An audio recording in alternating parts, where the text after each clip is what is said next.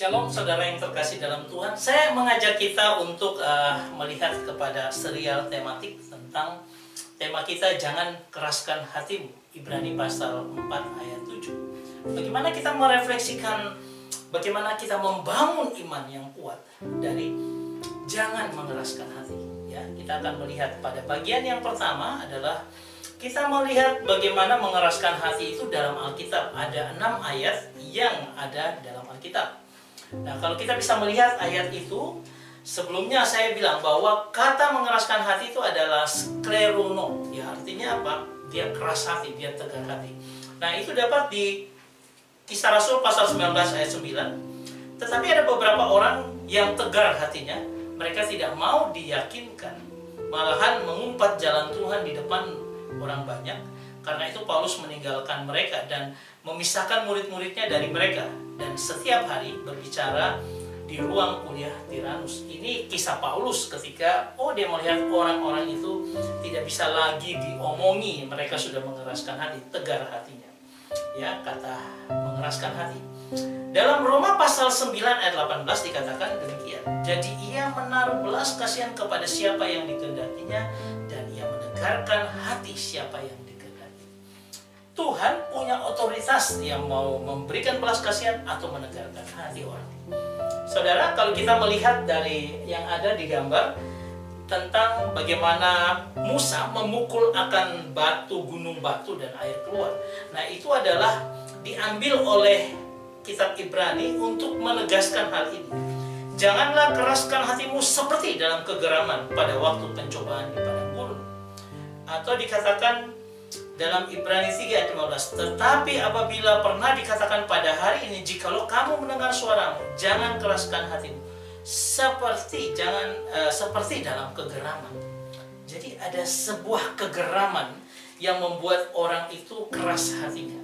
Ya, nah saudara, kalau kita melihat pada Ibrani 3 ayat 13 dikatakan, tetapi nasihatilah seorang akan yang lain setiap hari, selama masih dapat dikatakan hari ini, supaya jangan ada di antara kamu yang menjadi tegar hatinya karena tipu daya dosa.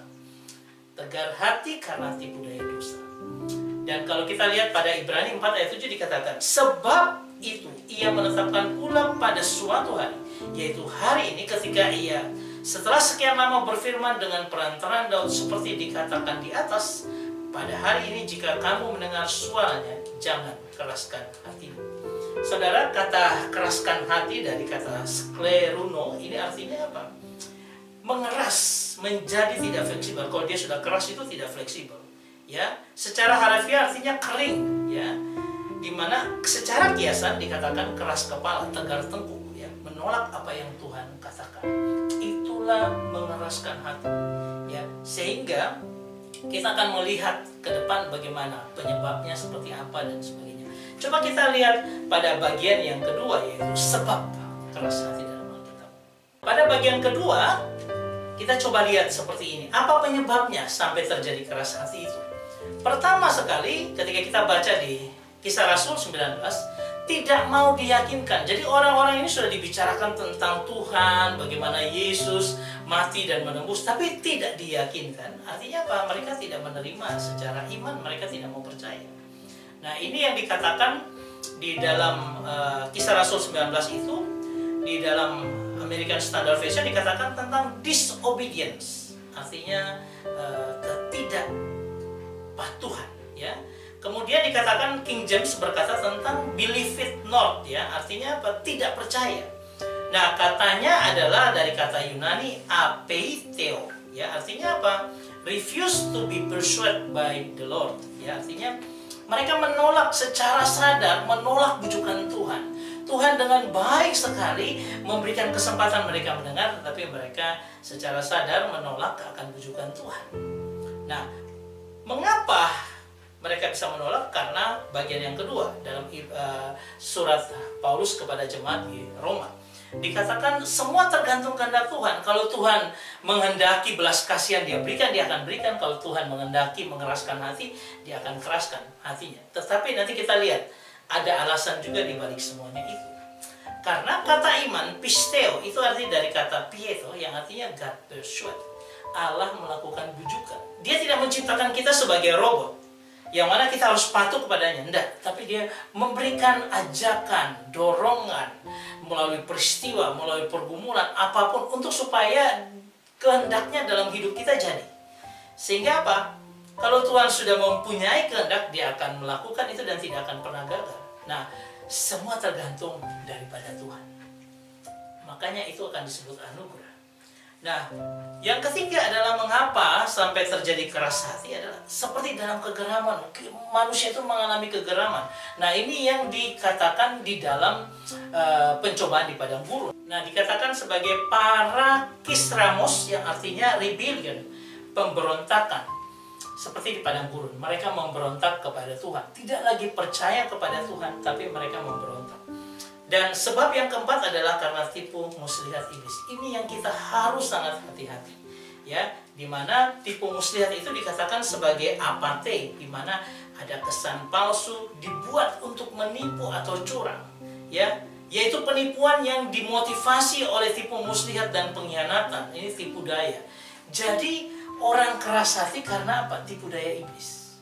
Iblis menipu kita sedemikian sehingga akhirnya kita tidak lagi percaya pada Tuhan, tidak percaya lagi pada bujukan Tuhan, tetapi kita mau mengikuti hati kita yang keras itu. Nah, kalau kita bisa melihat itu, contohnya adalah Firaun. Ketika Firaun itu berkata begini dalam Keluaran 5 ayat 2. Siapakah Tuhan itu yang harus kudengarkan firman-Nya untuk membiarkan orang Israel pergi? Tidak kenal aku Tuhan itu, dan tidak juga aku akan membiarkan orang Israel pergi. Kalau Tuhan katakan bahwa dia mengeraskan hati, ya karena Firaun sendiri sudah tidak mau mendengar Tuhan. Dia tidak mau percaya Tuhan. Siapa Tuhan itu? Sehingga ketika dikatakan Tuhan mengeraskan hati Firaun, ya salah juga dari Firaun yang tidak mau mendengar akan suara Tuhan. Ini kita bisa melihat dalam Keluaran. Nah, sehingga kita sampai pada bagian yang ketiga, yaitu kita melihat dalam konteks Ibrani. Nah, dalam konteks Ibrani, kitab Ibrani ini tentang keras hati, kita bisa melihat seperti ini.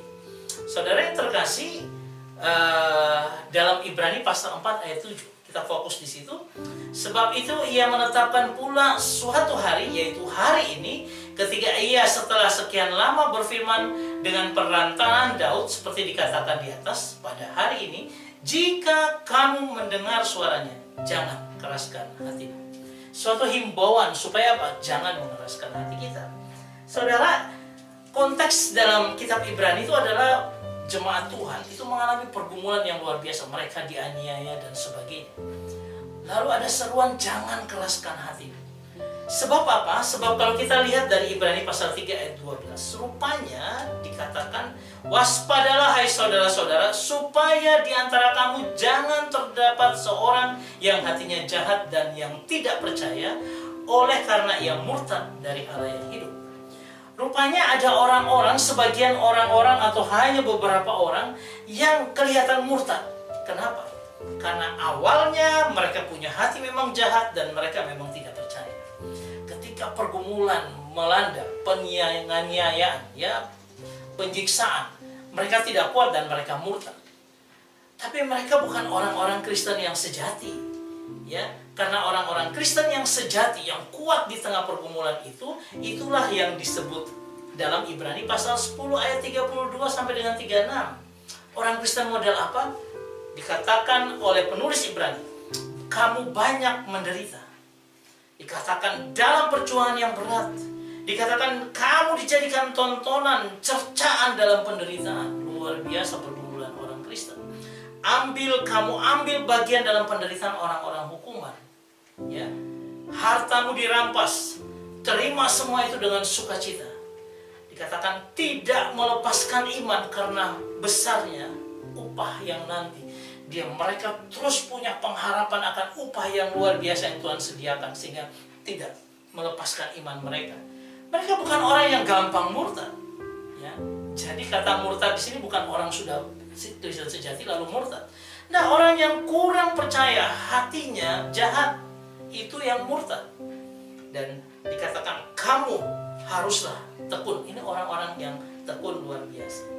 Dan kamu akan menerima apa yang dijanjikan luar biasa. Orang-orang yang teguh hatinya dan tidak pernah tergoyahkan karena iman mereka yang kuat. Karena Tuhan yang melembutkan hati mereka, membuat mereka menerima akan kasih Tuhan yang luar biasa. Kita masuk pada bagian yang terakhir. Jangan keraskan hati karena ada kuncinya, yaitu mendengar. Pada bagian ini kita akan melihat bagaimana inti daripada Ibrani pasal 4 ayat 7 itu. Ya, dikatakan apa? Pada hari ini jika kamu mendengar suaranya, jangan keraskan hati. Ya. Bagaimana mereka mendengar lalu tidak mengeraskan hati, ya. Nah, itu kita harus lihat dari kata mendengar itu kata aku mendengar dan mengerti. Itu anugerah. Kalau mereka mendengar dan tidak mengerti, berarti tanda-tandanya tidak dapat anugerah. Karena anugerah itu adalah kita mendengar suara Tuhan yang mendorong melahirkan iman dalam kehidupan kita. Setelah itu kita mendengar lagi, membangun terus iman yang ada itu, terus menerus sampai pada kedewasaan yang penuh. Sampai ketika goncangan apapun ada dalam kehidupan kita, kita tidak pernah tergoncang karena iman yang kuat. Sandarannya kuat karena mendengar dan mendapat anugerah keselamatan yang Tuhan berikan. Saudara, ini aku, ya. Lihat gambar ini. Ketika kita melihat gambar ini ada dua orang dengan dua model yang ada di kayu salib. Yang satu mendengar, yang satu juga mendengar. Yang satu mendengar dan dia memahami sehingga dia katakan, Yesus, jangan lupa aku kalau dimanapun engkau berada. Dan Tuhan bilang, hari ini juga engkau bersama dengan aku di Firdaus. Dia mendapat anugerah. Dia mengerti karena apa? Tuhan memberikan anugerah kepada dia untuk bisa memahami. Sedangkan yang satunya dengan kekerasan hatinya, dia tidak bisa memahami. Dan orang yang di sebelah kiri Tuhan itu akan binasa karena dia tidak mau mendengar, tidak mau menerima Kristus. Saudara, ini dua bukti, ya. Sehingga saya mau tantang kita juga. Ketika kita mendengar, jangan pernah mengeraskan hati. Saya bersyukur dalam pengalaman saya dengan Tuhan. Tuhan selalu melembutkan saya untuk menerima firman Tuhan, selalu mau dibina, dibangun di dalam Tuhan, terus menerus, supaya saya semakin dewasa dalam pengenalan akan Tuhan. Dan itu yang saya bagikan, yang saya sharingkan kepada Bapak Ibu. Kuncinya mendengar terus apa yang Tuhan katakan, dan berdoa, Tuhan berikan saya anugerah untuk memahami semuanya, supaya hati saya yang keras ini bisa dilembutkan dan terus menerus dibangun dalam Engkau. Saya berharap ini memberkati kita semua. Tuhan memberkati kita.